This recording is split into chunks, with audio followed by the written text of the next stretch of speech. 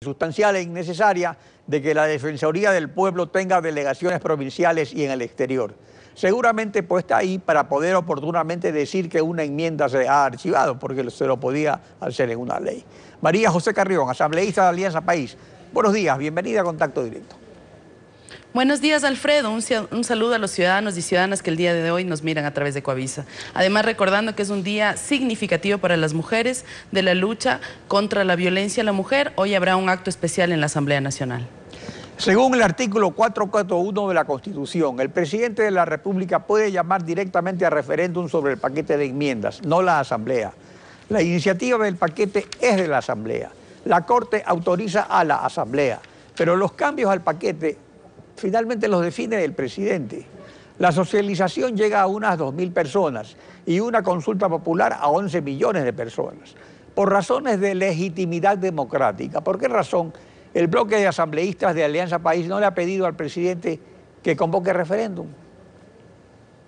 Bueno, Alfredo, primero es importante en este punto que usted topa, que es fundamental para la historia y sobre todo para la recuperación de esa memoria histórica del Ecuador, recordar que entre el año 1979 a 1998 hubo 17 reformas constitucionales sin ningún tipo de procesos de socialización. No había proceso de socialización, tal es así que la enmienda del 97 que se hizo en 4 días, a puertas cerradas. Era tan parecido el proceso de reforma a la Constitución que lo hacían los legisladores, que incluso parecía una propuesta legal cualquiera.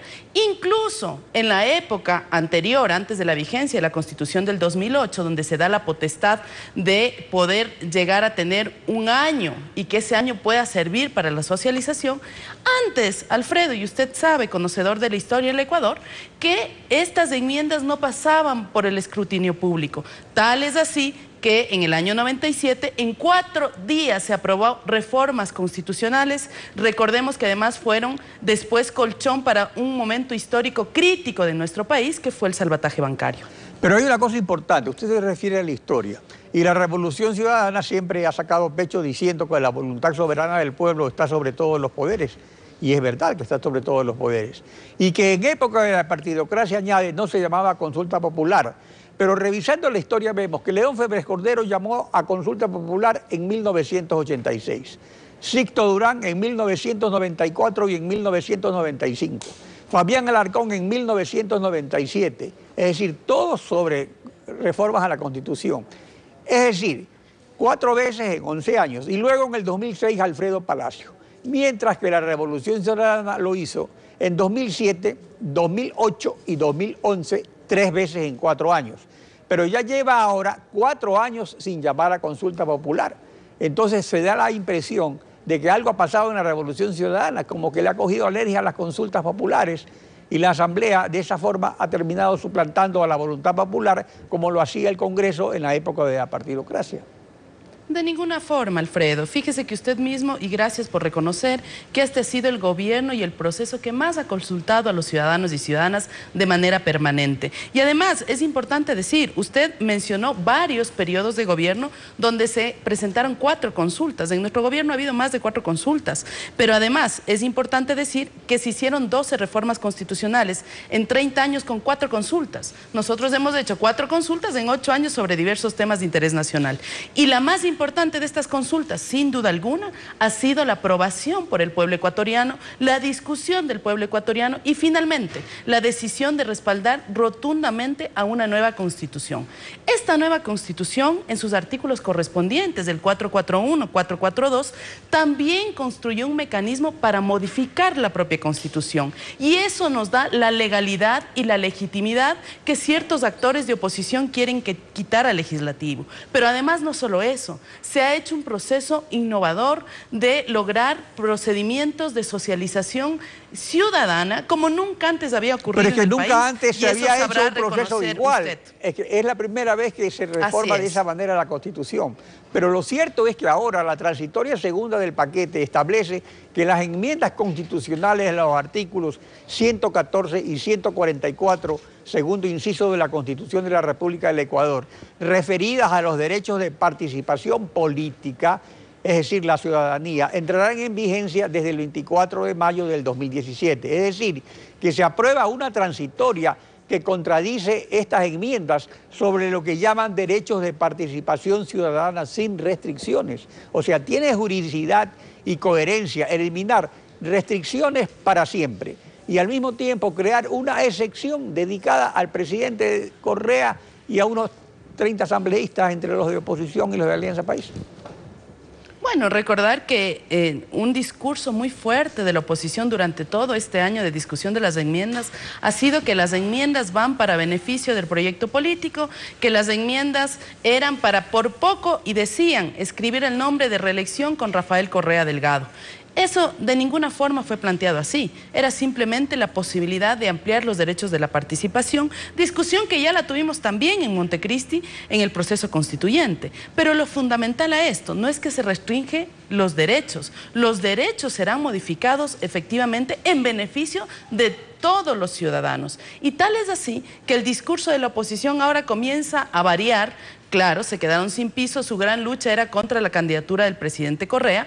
Ahora ya nosotros estamos diciendo, el presidente está diciendo, no voy a ser candidato, no voy a ser candidato a una reelección, no vamos a modificar la Constitución ni para beneficiar a nuestros asambleístas que ya han sido beneficiados de una reelección, ni para el beneficio del presidente de la República. Y si entonces, la Corte declara inconstitucional esa transitoria, ¿qué pasa si la Corte declara inconstitucional la transitoria?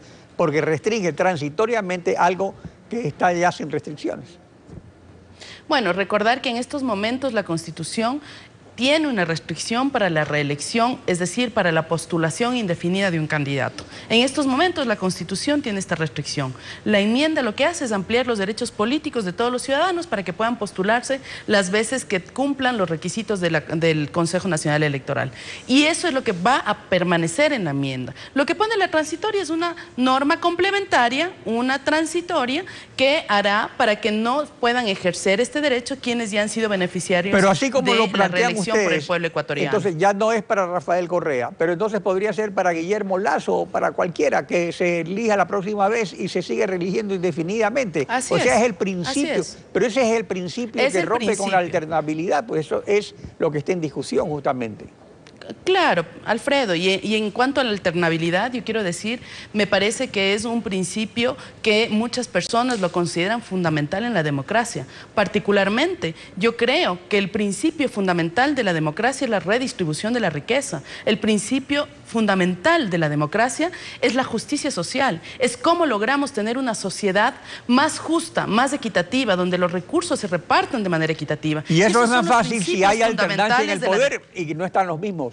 Porque hay otro asunto interesante. Alfredo, no necesariamente. Adicionalmente, el artículo 1 del paquete ordena, en el artículo 104 dice, literal B, en el inciso cuarto suprímase la frase sobre cualquier asunto. El inciso cuarto del artículo 104 de la Constitución dice, la ciudadanía podrá solicitar la convocatoria a consulta popular sobre cualquier asunto. Es decir, que se le quita un derecho a la ciudadanía. O sea, ¿cómo se explica esto? Darle derecho de reelección sin límites a quienes ejercen el poder y quitarle un derecho a la ciudadanía, al mandante soberano, por decisión de 92 asambleístas. Bueno, recordar que la decisión de los 92, que los 100 asambleístas en realidad, que fuimos en su momento electos por Movimiento País y con el voto y respaldo popular, tenemos la legitimidad y la legalidad de plantear una propuesta de enmienda. Segundo, que el mismo artículo al cual usted hace alusión, el 104, en el primer inciso al que hace usted referencia, efectivamente habla sobre la posibilidad de solicitar consulta popular de los ciudadanos. Pero en ese mismo inciso y en el inciso que continúa, dice que esta posibilidad ciudadana tiene restricciones. Por eso es que se hace una aclaración constitucional para que ese sobre cualquier asunto, que en el mismo inciso de la constituyente se escribió que no era sobre cualquier asunto, porque ahí claramente dice que no podrán ser efecto aquellas que tienen que ver con tributos y con la organización política del país. Por tanto, ese mismo artículo al cual usted hace referencia, que habla de la consulta popular y también habla de la consulta consulta popular llamada por los gobiernos autónomos descentralizados, aclara en la enmienda pero que yo creo que lo que está oscurece, porque descrito con estaba claridad. claro que era Sí, sobre Alfredo. cualquier asunto menos de los tributarios. Bueno, María José, en todo caso hay Alfredo, otros temas que ahí discutir. es importante. No, yo le pido, por favor, es muy importante que la ciudadanía tenga claro esto. Muchísimas gracias. Gracias también.